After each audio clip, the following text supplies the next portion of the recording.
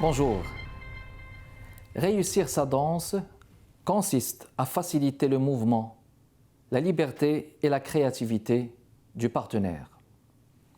On devrait aimer comme on danse. Ce fut un extrait de la leçon de Rosalind de son auteur Mustapha Fahmy que nous avons le plaisir d'accueillir aujourd'hui chez Arts et Lettres ici Télévision. Mustapha Fahmy est docteur en littérature anglaise et spécialiste de la Renaissance anglaise et plus particulièrement de l'œuvre de William Shakespeare.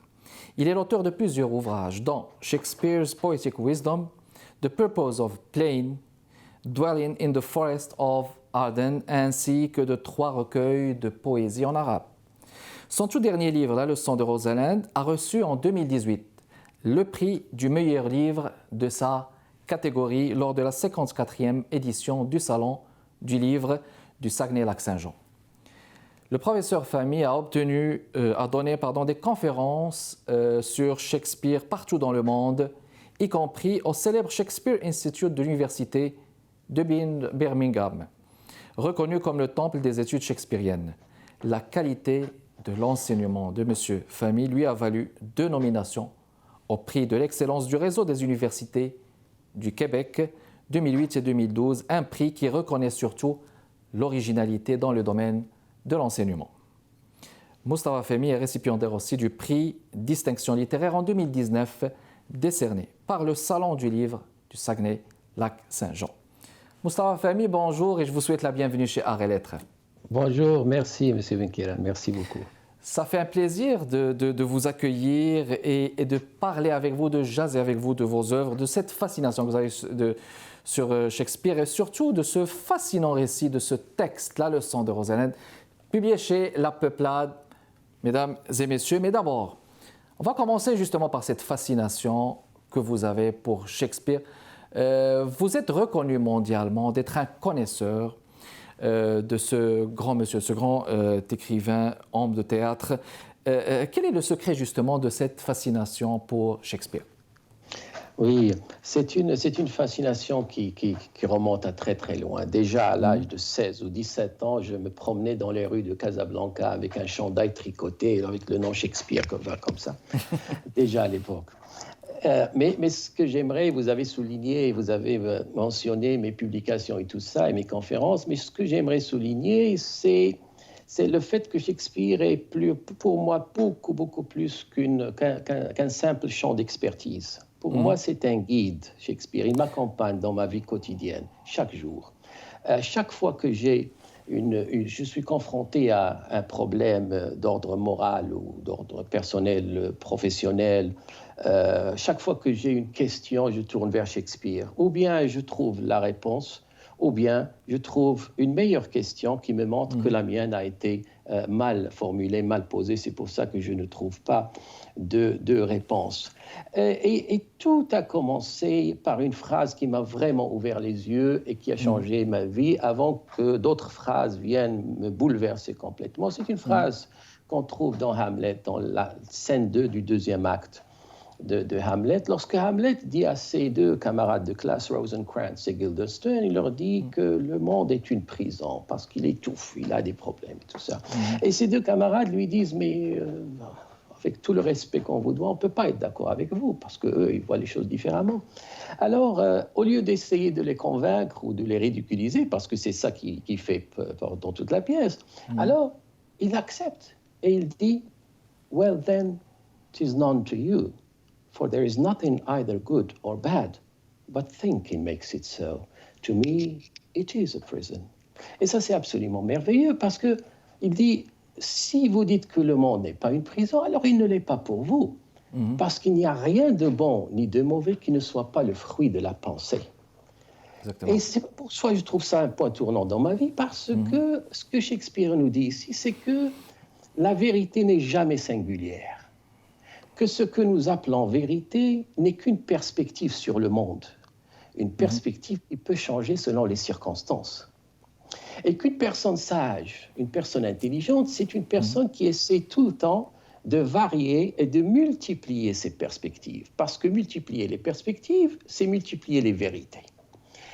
Alors ça, c'était la première leçon et qui m'a vraiment, qui a vraiment changé d'une façon ma vie. L'autre chose qui m'accompagne dans ma vie et que je dois à Shakespeare, c'est qu'il me donne accès à des sentiments que je n'éprouve pas forcément. Des sentiments que je peux condamner chez les autres si je ne fais pas attention. Je peux être dur envers les autres parce qu'ils éprouvent des sentiments que je ne partage pas. Alors Shakespeare, qu'est-ce qu'il fait? Il me donne accès à ces sentiments. Et pas Shakespeare, toute la grande littérature fait ça. Alors, par exemple, je vous donne un exemple. Si je ne suis pas jaloux, je ne peux pas savoir ce qu'une personne jalouse éprouve.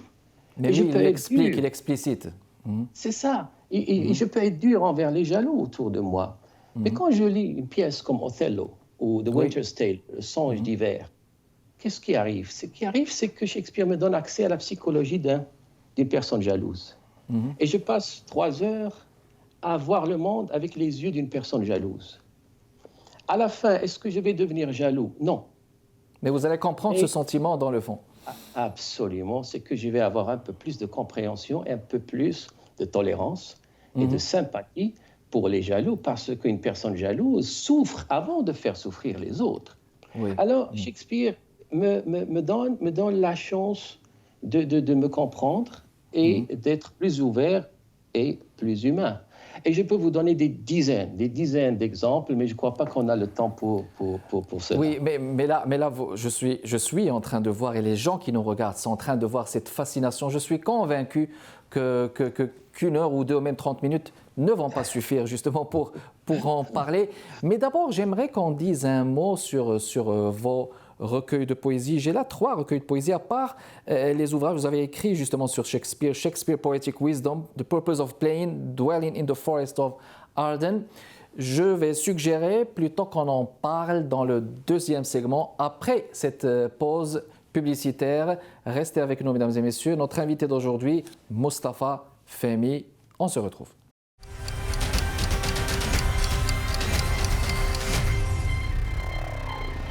On est de retour avec vous, mesdames et messieurs, dans le cadre de Arts et Lettres. Mustapha Fehmi, notre invité d'aujourd'hui, professeur, écrivain, conférencier d'envergure internationale, surtout sur Shakespeare. Il a écrit ce magnifique récit, un recueil de réflexion, La leçon de Rosalind. Mais j'aimerais qu'on dise un mot, Mustapha, si vous permettez, d'abord sur ces recueils de poésie. Est-ce que c'est des recueils que vous avez écrits il y a longtemps, juste avoir une idée? Oui, j'ai écrit 3 recueils de poésie en arabe. Le premier a été publié à Casablanca en 1987. Et les poèmes de ce recueil ont été écrits à travers les années 80. Et j'ai donné à ce recueil un titre extrêmement prétentieux. Je l'ai appelé Akhir al-Anadil, le dernier des rossignols. Le dernier des rossignols, voilà. Des rossignols. Pourquoi? Parce que j'ai eu l'impression à l'époque que les poètes de ma génération ne chantaient pas, qu'ils étaient trop sérieux. Alors que les poètes de ma génération écrivaient sur la cause palestinienne, sur les massacres de Sabra et Shatila, sur la lutte des classes, sur la souffrance des ouvriers, qui sont toutes des causes nobles, bien sûr. Moi, j'écrivais des poèmes d'amour, le premier poème de ce recueil s'appelle Ophélia, qui est un personnage de Shakespeare. J'ai des poèmes inspirés par des toiles de Van Gogh, des pièces de musique de Mozart ou la musique de l'Atlas, du Moyen Atlas. Alors, je suis allé contre le courant. Et pourquoi? Parce que, en plus des influences arabes que je partageais avec les poètes de ma génération, j'étais très influencé par Mahmoud Darwish, par Adonis, par Salah Sabour, Ahmed Mati Hijazi et d'autres. Mais j'avais aussi l'influence des poètes anglo-saxons. Oui. Alors j'étais influencé par T.S. Eliot, Dylan Thomas, Robert Frost, qui m'ont ouvert un monde, le monde de la nature. Alors j'étais en faveur d'un retour du poète qui décrit la beauté et pas seulement la misère humaine. Maintenant, j'étais dernièrement agréablement surpris de voir, depuis 3 ans, depuis que j'ai ouvert un compte Facebook et j'ai repris le contact avec la scène culturelle marocaine, j'étais très surpris de voir qu'il y a des gens qui se souviennent encore de ce recueil, parce que je croyais qu'il était complètement Il avait oublié. lu. Oui, il y a des gens encore qui se souviennent de ce recueil. Est-ce que l'histoire va garder quelque chose de ce recueil? Je ne crois pas, parce que ça reste un Mais recueil finalement, de je jeunesse. pense que les ouvrages, ils finissent justement par parler pour leur auteur. C'est pour ça qu'on entend que la plupart des écrivains, lorsqu'ils écrivent, ils disent là ouvertement que je préfère que mon livre parle de moi que c'est moi qui parle justement Oui, de mon livre. Parlons de la leçon de Rosalinde, Mustapha. oui, Publiée chez oui. La Peuplade, pardon, les éditions La Peuplade en 2018. Un livre, bon, c'est des réflexions, bon, on va dire, qui interrogent notre présence à la vie et notre devoir d'humain. Je dois vous avouer que moi, à la lecture, j'ai eu comme une légère comparaison peut-être avec les livres de Gibran, l'auteur libanais peut-être bien. J'ai vu quelques nuances, mais j'ai vu qu'il y a certaines moralités. Je vous en cite une, à la page 31. Il n'y a qu'une seule façon, en fait, de retourner le don du passé. C'est en le transmettant aux générations futures en bon état. Ce n'est pas faire preuve de générosité envers l'avenir, c'est plutôt une obligation morale envers le passé. Alors justement, quand je vous disais, on a des sagesses, des moralités, mais parfois on a l'impression que c'est des sentences. De votre point de vue, quelle est la nuance que vous faites entre l'obligation morale et la sentence morale, Mustapha Fehmi? Oui. Dans ce texte, je parle de l'héritage en tant que dette du passé. Oui. Alors, la plupart des gens croient que l'héritage, qu'il soit un héritage immobilier ou un héritage culturel ou artistique ou naturel, la plupart des gens croient que c'est un don du passé, alors quelque chose qu'on reçoit et qu'on est libre de faire ce qu'on veut avec ce don. Oui. Or, c'est faux. C'est ce que j'essaie de dire. L'héritage n'est pas un don du passé, c'est une dette du passé. Oui. Et une dette doit être retournée, doit être honorée d'une façon ou d'une autre. Alors, la façon du passé, c'est de la transmettre aux générations futures en bon état. Qui s'en Si viennent. on peut l'améliorer, c'est tant mieux. Exactement. Sinon, au moins, en bon état. Là, je vous parle de chez moi, à Chicoutimi. Cette maison, je l'ai achetée. Je peux faire ce que je veux avec, parce que c'est moi qui l'ai achetée. Oui. Mais si mes parents me laissent une maison, par exemple, de campagne au Maroc, que mon père, lui aussi, a hérité de son père, je ne peux pas faire ce que je veux de cette maison. Je ne peux pas la vendre parce qu'elle ne m'appartient pas. Elle appartient à mes enfants. J'ai une obligation morale Morale à ce envers moment-là. le passé. Voilà. Exactement. Et une obligation morale, c'est une obligation qui relève de la conscience. Rien ne m'oblige légalement. Légalement, rien ne m'oblige à vendre la maison que j'hérite de mon père. Rien ne m'oblige à détruire l'héritage culturel, littéraire que j'utilise dans mes cours. Rien ne m'oblige, je peux le détruire. Mais j'ai une obligation morale qui relève de ma conscience de retourner ce don. Comment? En le transmettant aux générations futures en bon état. Qui peut être assimilé justement au fur et à mesure justement des réflexions dans ce recueil. Eh bien, il y a la perception de l'autre, le regard, l'amitié, l'amour, les nuances entre l'amour et l'imagination. Mais il y a surtout aussi l'éducation qui est présente à travers l'étudiant, le prof, le diplôme, on va appeler ça la persévérance scolaire. Quel message avez-vous tenu à transmettre à travers justement le volet de l'éducation, Mustapha? Ok. Et vous avez mentionné l'amour et l'imagination. Est-ce que je parle de ça avant ou je passe on peut parler des deux. On peut parler des deux, c'est-à-dire la nuance entre l'amour et l'imagination, et puis pourquoi le volet éducation. Ok. Okay. Alors, pour l'imagination, c'est essentiel pour l'amour parce que l'amour, tout amour est éternel dans ses intentions. Pas dans la réalité, mais dans ses intentions, tout amour est éternel. Il n'y a personne qui dit à sa bien-aimée « je vais t'aimer pour les 6 prochains mois et on verra plus tard ». Ce serait un désastre, ça marche pas. Voilà. C'est pour ça qu'on exprime toujours l'amour dans le présent simple. Et le présent simple n'exprime pas l'action présente, il exprime l'absence du temps. Donc il est plus fort dans le présent, vous voulez dire? Je veux dire que on exprime dans l'amour, on dit je t'aime ou plutôt que je t'aimerai, parce que justement le présent simple exprime l'absence du temps et c'est ça le vrai sens de l'éternité. Okay, voilà. Et seule une personne qui a de l'imagination peut convertir son amour en petits fragments d'éternité. Les gens qui n'ont pas d'imagination n'ont aucune chance de vivre un amour profond, poétique, beau. Et généralement, les gens qui n'ont pas d'imagination, ils confondent l'amour et le désir. Alors, ils peuvent désirer, mais ils ne peuvent pas aimer. Et c'est pour ça que les personnes qui n'ont pas d'imagination n'ont aucune chance de vivre cet amour. Oui. Très bien. Alors, on va rester sur ça avec une pause publicitaire. On va revenir sur ça pour ne pas vous couper la parole, pour vous laisser aller au bout de votre pensée. Une pause publicitaire et on revient, mesdames et messieurs.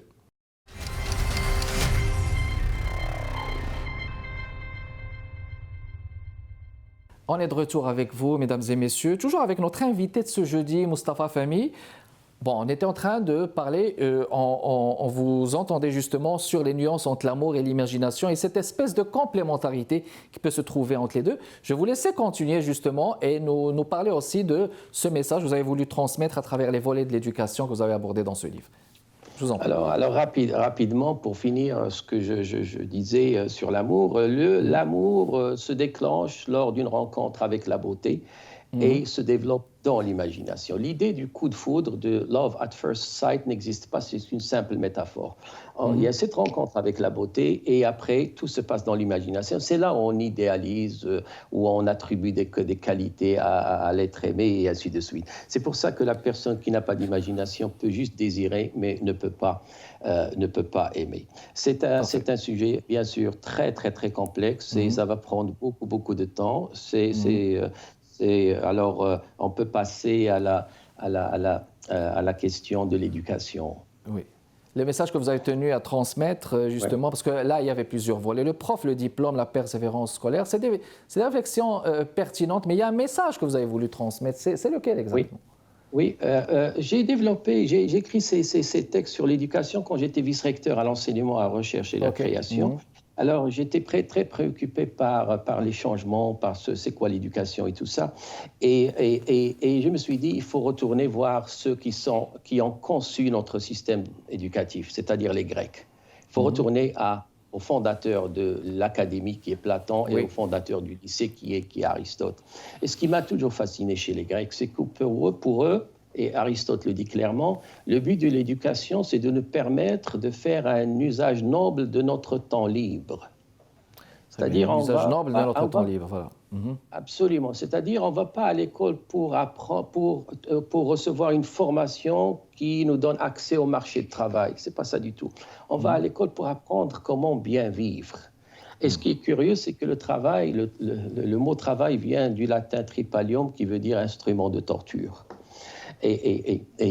Alors, ce que je veux dire rapidement pour résumer cette pensée, parce qu'on n'a pas le temps, c'est que le but de l'éducation, c'est de faire de nous des meilleures personnes et de rendre la société meilleure. Et dans une société libre, démocratique et juste, personne n'est censé travailler dans le sens strict du terme. C'est-à-dire, qu'est-ce qu'on est censé faire dans une société libre, démocratique et juste? On n'est pas censé travailler, on est censé pratiquer ce qui nous rend heureux. Ce qui nous rend heureux et meilleur, donc, comme vous l'avez dit. Absolument. Mais pas d'y aller, de continuer peut-être comme des automates et que le travail soit bénéfique et utile. Mustapha, il y a la présence de sagesse ancienne dans la leçon de Rosalind, mais surtout, vous êtes approprié, on a la présence, la représentation de plusieurs héros, écrivains, Hamlet, Don Quichotte, Richard II, Nietzsche, Heidegger, Aristote. Est-ce qu'il faut penser, selon vous, que la sagesse vient souvent de ce qui est antique et pas forcément ce qui est contemporain? Comment est-ce qu'il faut lire cela? En fait, il y a quand même deux philosophes contemporains que j'aime beaucoup. Il y a Alain Badiou, auquel je consacre un texte, et Charles Taylor, que j'aime beaucoup aussi. Le problème, c'est que ce qui confère le statut de classique à une œuvre, ce n'est pas son appartenance à une période, à une époque, mais ses capacités de traverser le temps, de traverser les époques. D'accord. Alors, c'est pourquoi je reviens toujours à Nietzsche, à Heidegger, à Aristote, à Platon, à Shakespeare, parce que leur œuvre a passé le test du temps et a réussi à parler à des générations et à des gens de différentes cultures, de différentes langues et de traditions. Alors que les contemporains, c'est possible qu'ils fassent la même chose. Mais je ne sais pas si Derrida, d'ici 2 ans, Derrida Oui. va continuer à parler Oui. à d'autres générations, je ne sais pas. Alors, je choisis les anciens, pas exclusivement, mais Mhm. parce que leurs idées ont traversé les époques et Continuer ils ont vraiment... au fil du temps et des Absolument. générations. Mustapha, bon, Oui. il y a plusieurs citations, mais il y a cette question aux allures philosophiques que j'aimerais que vous nous commentez. Elle a une allure shakespearienne, elle est d'une profondeur. Si le monde est une scène, peut-on choisir son rôle? Si je vous demande de la commenter, d'y répondre par vous-même, ça serait quoi votre réponse? Ouais. Ma réponse, c'est oui. Le monde est une scène de théâtre. Shakespeare le dit dans plusieurs passages. Mhm. Oui, on peut choisir notre rôle, mais on ne peut pas l'inventer. On ne peut D'accord, choisir que parmi les rôles que la société nous offre. d'accord. Et chaque société ouvre des possibilités de rôle à ses membres et enferme d'autres.